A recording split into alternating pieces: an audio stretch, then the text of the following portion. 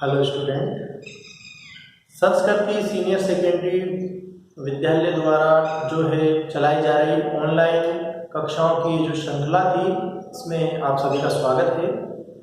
हम ऑनलाइन कक्षाओं के माध्यम से जो है हमने हिंदी विषय कक्षा 10 हिंदी अनिवार्य जो है आपकी, उस हिंदी विषय में हमने गद्य भाग प्रारंभ किया था।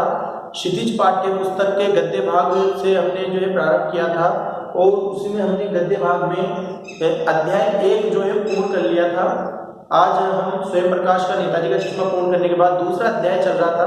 आज हम उस अध्याय को जो है आगे की तरफ बढ़ेंगे। उसके पहले आप सभी से एक बार फिर मैं बोलना चाहूँगा कि भाई सभी इस YouTube चैनल को ज़्यादा से ज़्यादा अपने मिलने वाले, अपने जो परिवारजन हैं, अपने जो सगे संबंधी हैं या मित्र जो हैं, उन तक आप जो है शेयर करें, क्योंकि इस समय में इस कोरोना महामारी की वजह से सभी के पढ़ाई का अध्ययन जो है अनवरत रूप से नहीं चल पा रहा है। अध्ययन जो है सभी का जो है समस्या में आ गया है। तो ऐसे समय के अंदर, इस समय के अंदर निःशुल्क रूप से आप घर बैठे ही, अपने घर पर रहते हुए ही जो है अपना अध्ययन सुचारू रूप से चला सकते हैं। इन ऑनलाइन कक्षाओं के माध्यम से मैं एक के बाद एक श्रृंखलाबद्ध तरीके से आपके लिए वीडियो जो है ला रहा हूँ। तो विद्यालय द्वारा किया जा रहा जो प्रयास है, इसका जो है आप लोग सभी जो है लाभ उठाएं। आप सभी अपने मिलने वालों के साथ में, अपने सगे संबंधी मित्रों के साथ में इसको ज़्यादा से ज़्यादा शेयर करें, सब्सक्राइब करें, लाइक करें, कमेंट करें। ठीक है, जितने ज़्यादा लोगों के पास पहुंचेगा भाई उतना ही फायदा होगा। इसीलिए आप लोगों से मैं बार बार ये बात बोलता हूँ ताकि सभी का बेनिफिट हो, सभी घर बैठे ही अपना अध्ययन जो है कर सकें। चलो, ये तो थी बात अपने जो है, आगे चलते हैं। चैप्टर चल रहा है अपने, चैप्टर का नाम था अपने बाल गोविंद भगत। चैप्टर का नाम क्या था? बाल गोविंद भगत। और बाल गोविंद भगत जो है वो बाल गोविंद भगत किसके द्वारा लिखा गया है? ये लिखा गया है रामवृक्ष बेनीपुरी। इसके द्वारा लिखा गया है रामवृक्ष बेनीपुरी के द्वारा ये लिखा गया है। बेनीपुरी क्यों कहा? क्योंकि बेनीपुर गांव में जन्म हुआ, इसलिए बेनीपुरी कहलाया। तो हम पढ़ रहे हैं रामवृक्ष बेनीपुरी का बाल गोविंद भगत। ये अध्याय चल रहा है अपने। चलिए भाई, पेज नंबर 72 पेज नंबर पे आ जाएंगे आप लोग, पेज संख्या 72 पर। यहां तक मैंने आपको करा दिया था। लास्ट पंक्ति से जो है मैं वापस कर रहा हूं, थोड़ी सी 2-3 पंक्तियों से वापस रिपीट कर रहा हूं मैं आपको। हालांकि ये पेज कंप्लीट हो चुका था, इससे पूर्व का जो वीडियो था उसमें हो गया था, लेकिन यही जो पंक्तियां हैं वो अगले पेज पर जुड़ रही है, इसलिए मैं यहीं से वापस आपको प्रारंभ करा रहा हूं। देखो, हमने सुना बाल गोविंद भगत का बेटा मर गया। लेखक बता रहा है कि हमने सुना कि बाल गोविंद भगत का बेटा मर गया। यहाँ से कोई प्रश्न भी बनता है एक इम्पोर्टेंट आपकी बोर्ड कक्षा के लिए, इसलिए मैंने ये बात बोली है आपको यहाँ पर। तो हमने सुना कि बाल गोविंद भगत का बेटा मर गया। हमारे लेखक बता रहा है कि हमारे सुनने में आया कि बाल गोविंद भगत जो है उनके बेटे का मृत्यु हो गई, निधन हो गया। कौतूहलवश उनके घर गया। तो कौतूहलवश यानी जानने की इच्छा रही मन में, और इसी कारण से मैं उनके कहाँ गया? घर गया। देखकर दंग रह गया। तो मैं उन्हें देखकर बहुत दंग यानी आश्चर्यचकित रह गया।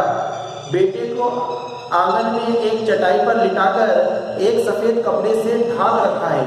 वहां जाकर देखा तो वहां क्या देखा कि बेटा जो था, उस बेटे को आंगन में एक चटाई पर लेटाया और चटाई पर लेटाकर एक सफेद कपड़े से उन्होंने ढांक रखा था, यानी सफेद कपड़ा ओढ़ा रखा था। वे कुछ फूल तो हमेशा ही रोपते थे। उनके घर में बाल गोविंद भगत जो थे वो हमेशा कुछ फूल अपने घर में हमेशा लगाते थे, रोपते थे, लगाते थे। उन फूलों में से कुछ तोड़कर उस पर बिखरा दिए। तो उन फूलों में से कुछ फूल तोड़कर उस पर बिखरा दिए, यानी उस सफेद कपड़े के ऊपर, जो बेटे को ऊपर कफन जो सफेद कपड़ा ओढ़ा रखा था उस पर उन्होंने फूल बिखरा दिए।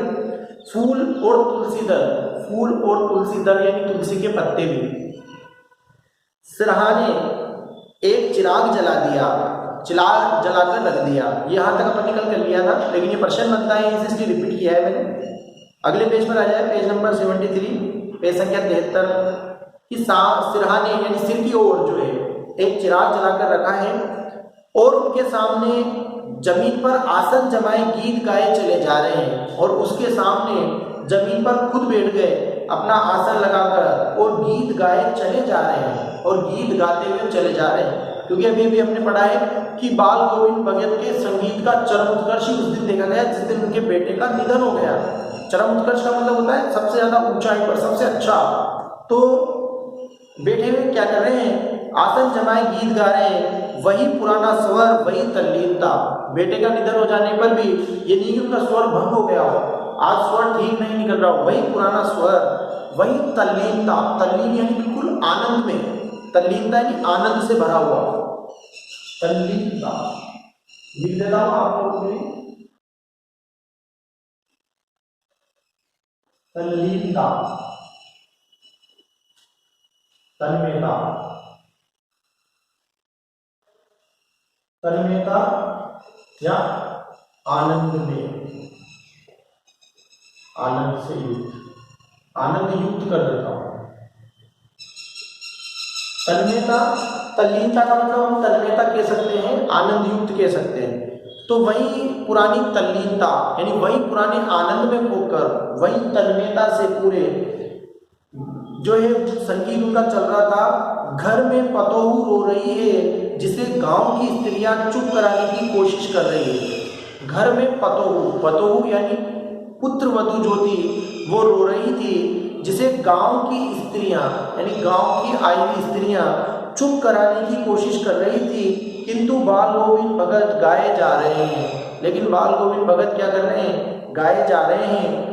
हाँ, गाते गाते कभी कभी पतोहू के नजदीक भी जाते और उसे रोने के बदले उत्सव मनाने को कहते। और हाँ, गाते गाते कभी कभी जो पतोहू होती उसके नजदीक भी जाते और उसे रोने के बदले उत्सव मनाने को कहते। उसे क्या कहते कि रोने की आवश्यकता नहीं है, क्या करो, उत्सव मनाओ।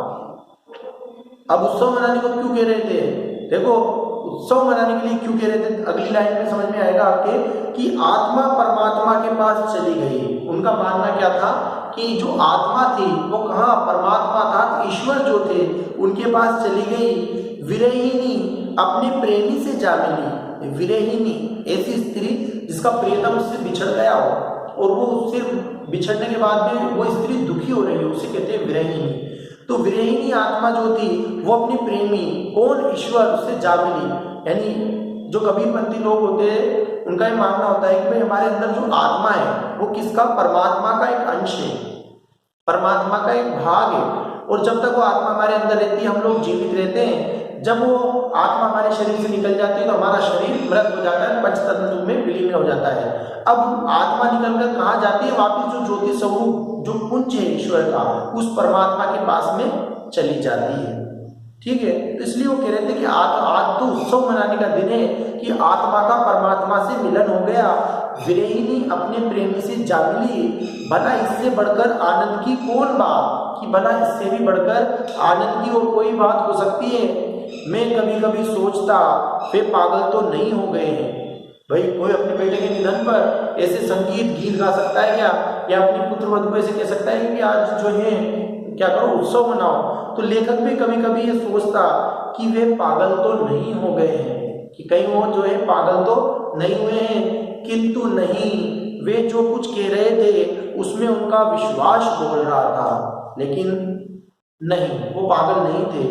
वे जो कुछ कह रहे थे यानी जो कुछ भी वे बता रहे थे उसमें उनका विश्वास बोल रहा था। उनका विश्वास जो इसके अंदर साफ झलक रहा था। जो हमेशा ही मृत्यु पर विजयी होता है, जो हमेशा ही क्या करता है, मृत्यु पर क्या होता है, विजयी होता है। यानी मृत्यु पर हमेशा क्या की है, उसने अपनी विजय प्राप्त की है, तो विजयी होता आया है। बेटे के क्रियाक्रम में तूल नहीं किया, कि बेटे का जो क्रियाक्रम यानी जो अंतिम संस्कार का कार्य था उसमें कोई तूल यानी बहुत बड़ा दिखावा करना या ज्यादा ऐसा करना, ऐसा कुछ भी उन्होंने नहीं किया, तूल नहीं किया। पतोहू से ही आग दिलाई और अपनी पुत्र वधू जो थी उन पुत्र वधू से ही उन्होंने क्या की, आग दिलवाई। यानी पुत्र वधू से जो है पुत्र वधु को ले गए, वहां पर ले जाकर क्या किया, शमशान में जहां पर उनका अंतिम संस्कार किया गया, उनको मुखाग्नि दिलवाई।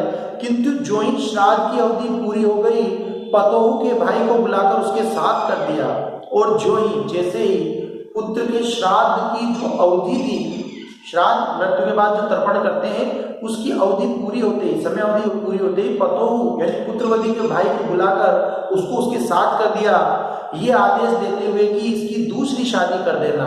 और क्या आदेश दिया, ये आदेश देते हुए उसके भाई के साथ उसको पहुंचा दिया कि भाई इसकी क्या करना, दूसरी शादी कर देना।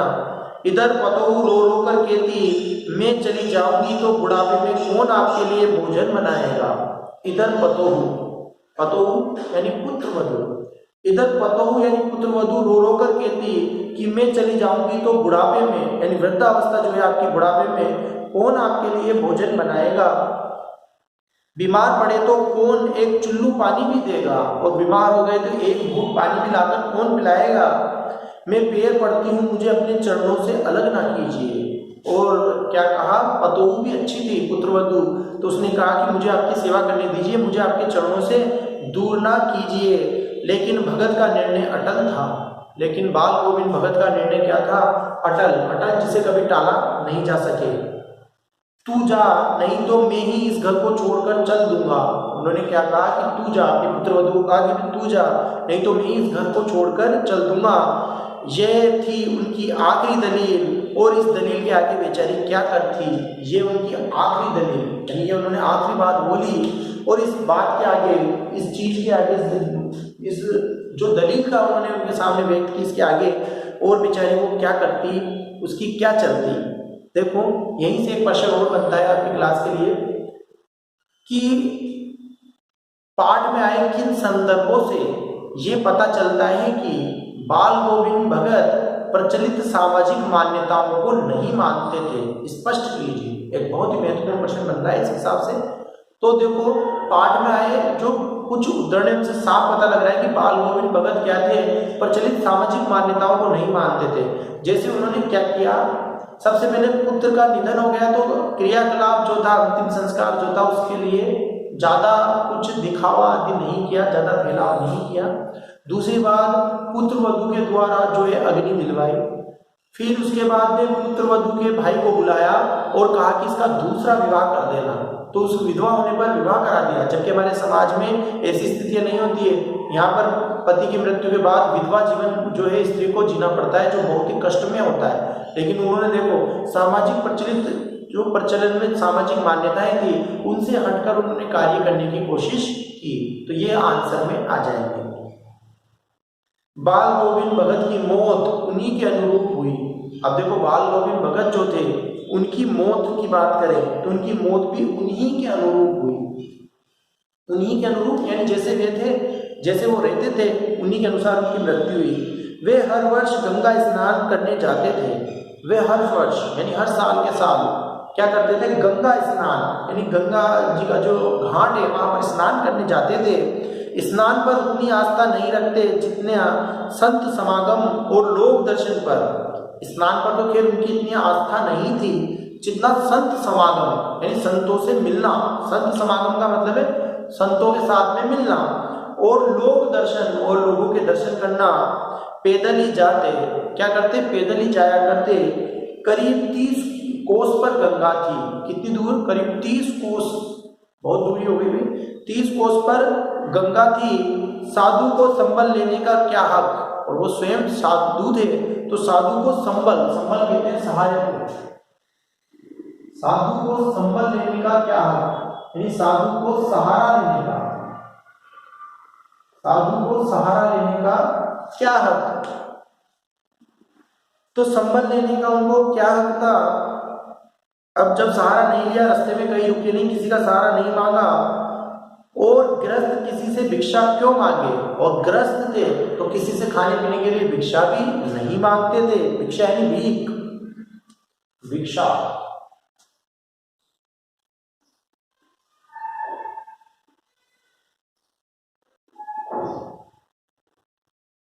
भिक्षा यानी भीख। भिक्षा क्यों मांगे, अतः घर से खाकर चलते तो फिर घर पर ही लौट कर खाते। तो क्या करते थे, घर से खा पी कर चलते, और जब घर से खा पी कर चलते तो जब तक घर लौट कर नहीं आ जाते तब तक वो कहीं पर भी कुछ मांग कर ना तो खाते और ना किसी का सहारा लेते। रास्ते भर खंजड़ी बजाते गाते, जहाँ प्यास लगती पानी पी लेते। रास्ते भर क्या करते, खंजड़ी बजाते, यानी जो उनकी डबली थी वो बजाते जाते और गाते, जहाँ प्यास लगती पानी पी लेते। जहाँ पर उनको प्यास लगती जाकर पानी पी लेते। 4-5 दिन आने जाने में लगते, 4-5 दिन का समय उन्हें आने और जाने में लग जाता। किंतु इस लंबे उपवास में भी वही मस्ती, लेकिन वो भूखे ही रहते और इस लंबा जो उपवास हो जाया करता था इनका, उसमें भी वही मस्ती वही आनंद रहता। अब बुढ़ापा आ गया था, लेकिन अब धीरे धीरे उनका बुढ़ापा आ चुका था, किंतु टेक वही जवानी वाली। लेकिन किंतु टेक यानी गीत की पुकार जो होती है, लिखने की तो क्या आवश्यकता है, टेक यानी गीत का पुकार करना, आवाज लगाना, टेक वही जवानी वाली। इस बार लौटे तो तबीयत कुछ सुस्त थी। अब इस बार जब वो संत समागम गंगा स्नान से लौटे तो उनकी तबीयत कुछ नरम लगी, सुस्त लगी। खाने पीने के बाद भी तबीयत नहीं सुधरी, खाने पीने के बाद भी उनकी तबीयत में सुधार नहीं आया। थोड़ा बुखार आने लगा और थोड़ा बुखार जो है आने लगा, किंतु नेम व्रत ये लिख देता हूं, नेम व्रत यानी नेम व्रत का मतलब है नियम व्रत उपवास, नियम व्रत उपवास। लेकिन नेम व्रत छोड़ने वाले नहीं थे, यानी नियम जो थे उनके व्रत उपवास के वो छोड़ने वाले नहीं थे। वे दोनों जून गीत, स्नान ध्यान, खेती बाड़ी देखना, वही दोनों जून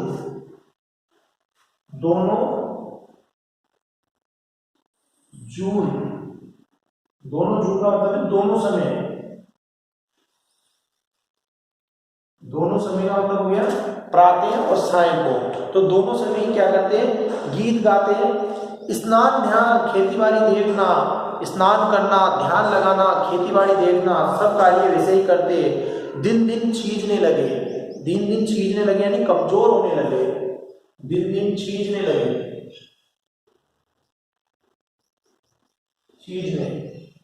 कमजोर होने, क्या होने लगे, छींचने लगे यानी कि कमजोर होने लगे।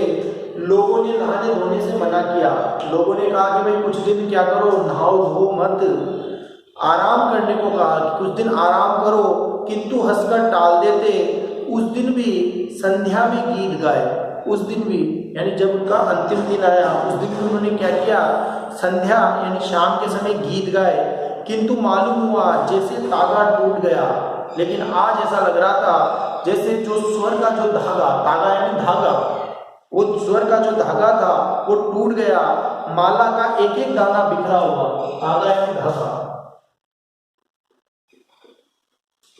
तागा यानी धागा, तो धागा क्या है मानो टूट गया, माला का एक एक दाना बिखरा हुआ। ऐसा लग रहा था कि माला जो इसका एक एक दाना बिखर गया हो। भोर में लोगों ने गीत नहीं सुना, भोर यानी प्रातः काल, भोर यानी प्रातः,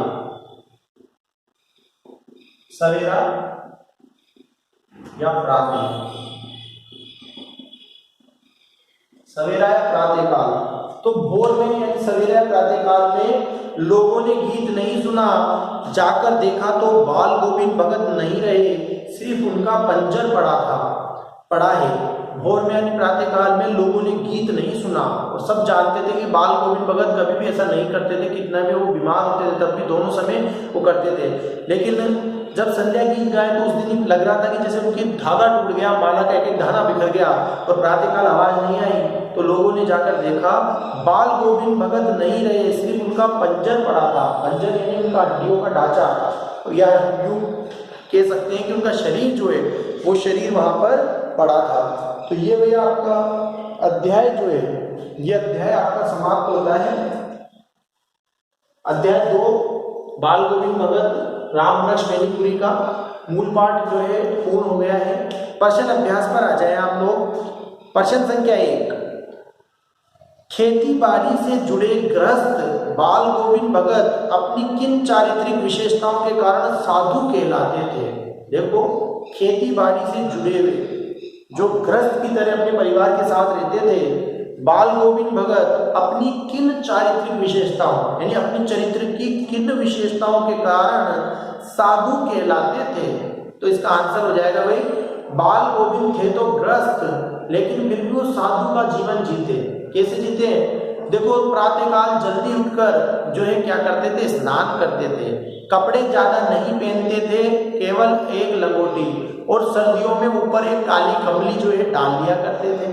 ठीक है। दूसरी बात, जो अपने खेती बाड़ी में मेहनत किया करते और जो कुछ भी उनके खेतों में उपजता उसको ले जाकर साहब के दरबार में ले जाते। साहब यानी कबीर पत्तियों का एक मठ था, उन कबीर पत्तियों के मठ में ले जाते और वहां से प्रसाद स्वरूप यानी कृपा के रूप में जो कुछ मिलता उसी से अपना जीवन चलाते।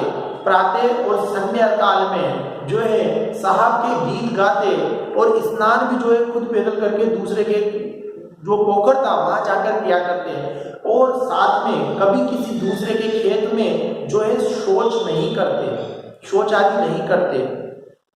इसके अलावा किसी की कोई चीज बिना पूछे ना तो लेते ना उसको छूते।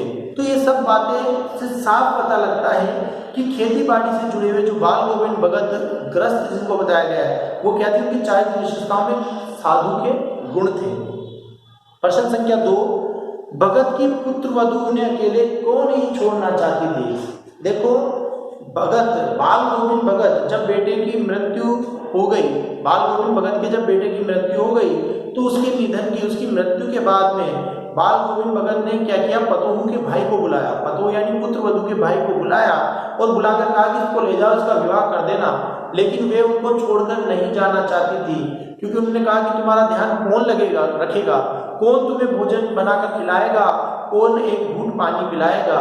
इस कारण से उनकी देखभाल करने के कारण, उनकी चरणों की सेवा करना चाहती थी, उनकी देखभाल करना चाहती थी, क्योंकि अब पुत्र की मृत्यु के बाद उनकी सेवा करने वाला कोई नहीं था, इसलिए वो उनको छोड़कर नहीं जाना चाहती थी।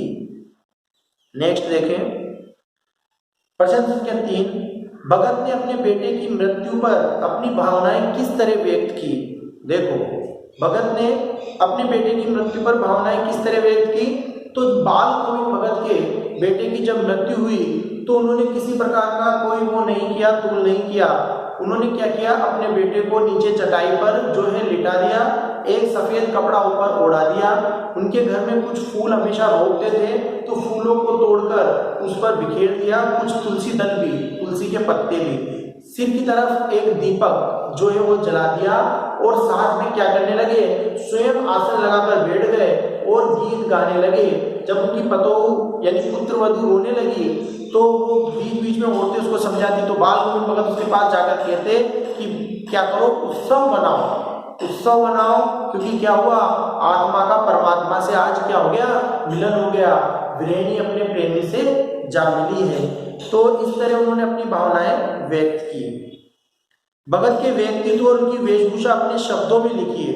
देखो, व्यक्तित्व और वेशभूषा अब फिर आ जाएगी, ऊपर को फर्स्ट प्रश्न जो किया था उसी में से इसमें कुछ अंश आ जाएगा कि बाल गोविंद भगत के व्यक्तित्व, तो व्यक्तित्व तो उनका भाई बहुत ही सीधे और साधारण व्यक्ति थे, गृहस्थ थे और अपने परिवार के साथ रहते थे, लेकिन फिर भी जो है ऐसे थे कि वेशभूषा में केवल लंगोटी पहना करते थे, ऊपर काली कमली ओढ़ते थे, ज्यादा सर्दियां होती तो काली कमली ओढ़ते थे।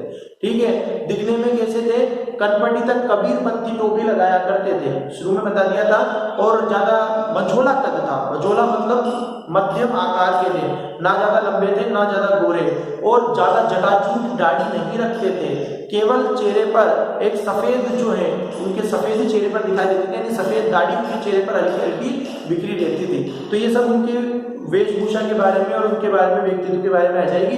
व्यक्तित्व उनका एक साधु के समान था, बिना पूछे किसी की चीज को ना तो व्यवहार में लाते, जब कभी मार्ग में वो गंगा स्नान पर जाते थे तो वहां भी ना मार्ग में किसी के भी संबल वो लेना नहीं चाहते थे, ना भीख मांगते थे, घर से खाना खाकर जाते तो घर ही आकर खाना खाते थे और सामाजिक मान्यताओं को नहीं मानते थे। ये सब उनके व्यक्तित्व में आ जाएगा। बाल गोविंद भगत की दिनचर्या लोगों के अचरज का कारण क्यों थी? देखो, बाल गोविंद भगत की दिनचर्या लोगों के अचरज का कारण, अचरज कहते हैं आश्चर्य को, तो बाल गोविंद भगत की दिनचर्या लोगों के अचरज यानी आश्चर्य कारण इसलिए बनी हुई थी कि चाहे जाड़े का दिन हो, जाड़े के दिन हो, फिर भी जाड़े के दिनों में भी कुहासा यानी कोहरा छाया होता, तब भी वो प्रातः जल्दी ही उठ जाया करते और पोखरे के बिंडे पर, पहले पोखरे स्नान करते, उसके बाद उसके बिंडे पर बैठकर अपनी खंजड़ी जो है वो खंजड़ी बजाया करते थे। और उसी प्रकार से उस खंजड़ी बजाते बजाते इतनी सर्दी में भी उसके उनके ललाट पर श्रम कण यानी पसीने की बूंदें देखी जा सकती थी। मेहनती स्वभाव के थे। जब श्रावण भाद्रपद मास चलता, कार्तिक मास चलता, तो उस समय भी वो क्या करते, कीचड़ भरे हुए खेतों में उंगली से एक एक धान की रोपाई करते जाते और अपना मधुर संगीत जो था वो मधुर संगीत गाते जाते। तो उनकी दिनचर्या, दिन भर वो काम करते, दोनों टाइम संध्या पूजा करते, ईश्वर की साधना करते, कम कपड़े पहनते, इन सब चीजों से उनकी दिनचर्या क्या है, आश्चर्य का कारण बनी थी। पाठ के आधार पर बाल गोविंद भगत के मधुर गायन की विशेषताएं लिखिए। देखो, पाठ जो है, इस पाठ में बाल गोविंद भगत के मधुर गायन की विशेषताएं इस प्रकार बताइए कि जब बाल गोविंद भगत धान के खेतों में रुपाई चलती, यानी धान के पौधे, चावल के पौधे जब रोपे जाते, तो उनकी उंगलियां एक एक पौधे को रोकती जाती और उनका स्वर ऐसा लगता कि आकाश में तो ऊपर कहाँ जा रहा है, आकाश में ऊपर कहाँ स्वर्ग में जा रहा है और नीचे धरती पर पड़े लोगों के कानों पर जा रहा है। जो खेतों की मेड़ पर खड़ी हुई स्त्रियां होती, उनके होठ थिरकने लगते और जो पौधे रोपने वाले किसान होते, उनकी उंगलियां ताल के साथ चलने लगती। बच्चे भी उनके साथ में क्या करते, ताल के साथ में नाचने, झूमने लगते। ये उनकी संगीत की विशेषताएं हो जाएगी। नेक्स्ट देखिए, ये प्रश्न जो मैं बता रहा था आपको, प्रश्न संख्या 7, कुछ मार्मिक प्रसंगों के आधार पर यह दिखाई देता है कि बाल गोविंद भगत प्रचलित सामाजिक मान्यताओं को नहीं मानते थे। पाठ के आधार पर उन प्रसंगों का उल्लेख लिखिए। आंसर में, उत्तर में हम लिखेंगे कि पाठ में आए कुछ प्रसंग ऐसे हैं जिनको देखकर ये पता लगता है कि बाल गोविंद भगत प्रचलित सामाजिक मान्यताओं को नहीं मानते थे। नंबर 1, जब उनके बेटे की मृत्यु हो गई तो उन्होंने किसी प्रकार का कोई तूल नहीं किया और जो बेटे को अग्नि दिलाने का कार्य था वो भी अपनी पुत्र वधू के हाथ करवाया।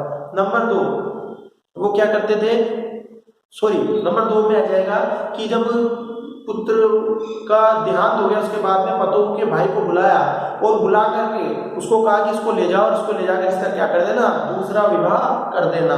तो इस प्रचलित सामाजिक मान्यताओं के बारे में आगे बातें, दोनों समाज में चलने वाली मान्यताएं, क्योंकि एक तो अग्नि देने का काम यहाँ पर किसको करना चाहिए था, पिता को, तो उन्होंने अपनी पुत्रवधू से करवाया। दूसरा, विधवा के विवाह कराना, उसको तो एक कठिन परिश्रम जीवन जीना होता है, हमारे समाज की मान्यता है, लेकिन वो इस पक्ष में नहीं थे, वो उसके विवाह कराने के पक्ष में थे। तो ये दोनों बातें आ जाएंगी।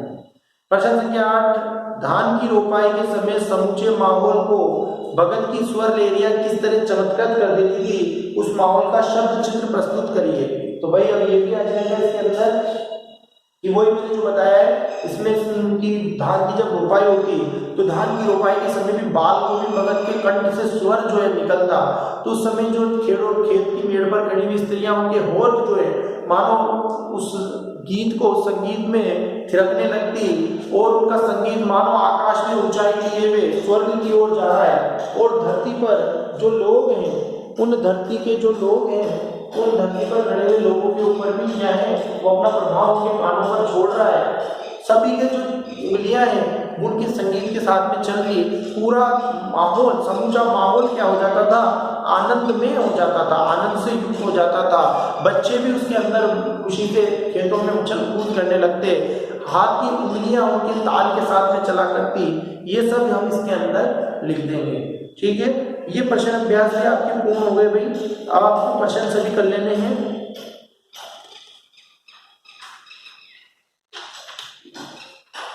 ठीक है भाई, तो प्रश्न पूरे कर लेने हैं। आपको परिचय कर लिया होगा आपने, कठिन शब्दार्थ आज तक जितने हुए हैं ये सब कठिन शब्दार्थ आपको पाठ्यक्रम से कर लेने हैं, तो इस पाठ से कर लेने। फिर इसके बाद में प्रश्न अभ्यास 8 प्रश्न दिए गए हैं, इसमें से 1-2 प्रश्न बहुत इंपॉर्टेंट है भाई। जैसे सामाजिक मान्यता वाला, एक बेटे का निधन हुआ तो किस प्रकार का उन्होंने किया वो चीज, एक बाल गोविंद भगत के चरित्र की विशेषताएं, ऐसे 2-3 प्रश्न इंपॉर्टेंट है।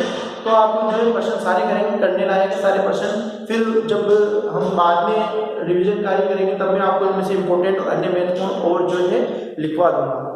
तो ये आज तक हमारा दूसरा अध्याय जो है पूर्ण हो गया है इस वीडियो में। और आप सभी जो है अपना होमवर्क गृह कार्य का जो ग्रुप बनाए उस होमवर्क ग्रुप में भेज दे गृह कार्य करके। और चैनल को ज़्यादा से ज़्यादा आप लोग सब्सक्राइब करें, लाइक करें, शेयर करें, कमेंट करें। आज के लिए इस वीडियो में बस इतना ही। धन्यवाद। शुभ दिन।